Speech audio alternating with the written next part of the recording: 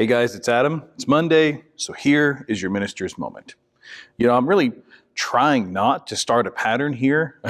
A couple weeks ago, talked about Afghanistan and Haiti and the crazy things going on there. This week, I'm talking about Hurricane Ida.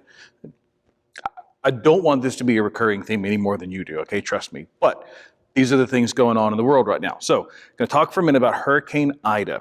Now, if you didn't know, Hurricane, Gulf of Mexico, hit Louisiana Sunday, a little bit after we got let out for church here at Western Heights. And it was really, really bad. I mean, it became a Category 5 hurricane for a short time. It made landfall as a Category 4, which is crazy, crazy strong.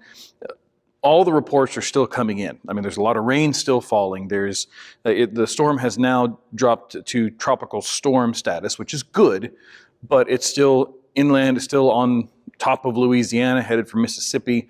It's a really, really bad storm, y'all. Numbers are coming in right now as far as damage and flooding levels and things like that. The biggest story that I've seen and heard about from friends and of the family and things is New Orleans. Now, New Orleans is not underwater like it was after Katrina many, many years ago, which I helped out with in person, responding to some of the things. Like almost a year later, there was still a lot of work to be done. After Katrina, they did build some walls and updated some pumps and things like that. And those walls have held so far. Good news.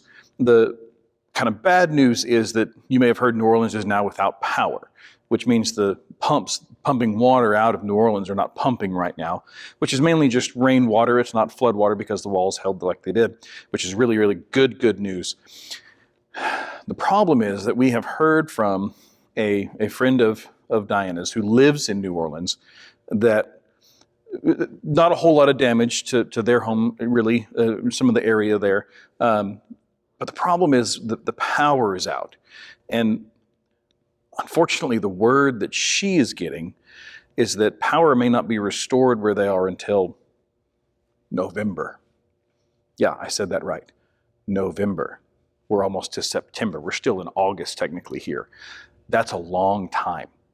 Some of us have experienced recently what it's like to be without power. And at our house, we did not get the 30 minutes on, 30 minutes off power outages, or lucky enough to live next to a police station or a hospital where the power never went out. We had long periods of time during snowpocalypse where we did not have any power. And we got to experience that. We know what that's like now.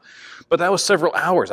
We're not even talking about several days or several weeks like some of these people in Louisiana are going to be dealing with here soon. November. Just try to imagine that. Past Halloween, okay? Now, I mention that because in Mitch's sermon on Sunday, he made a really, really great point that God's people need to be on the lookout, need to be waiting eagerly, eyes open, eyes up, as my coaches in high school football used to say, paying attention and looking for opportunities to help people out, to be the church that God has placed us here and called us to be. Well, eyes up, everyone. We're probably going to be having an opportunity here to be helping some people out, and really probably for a very long time.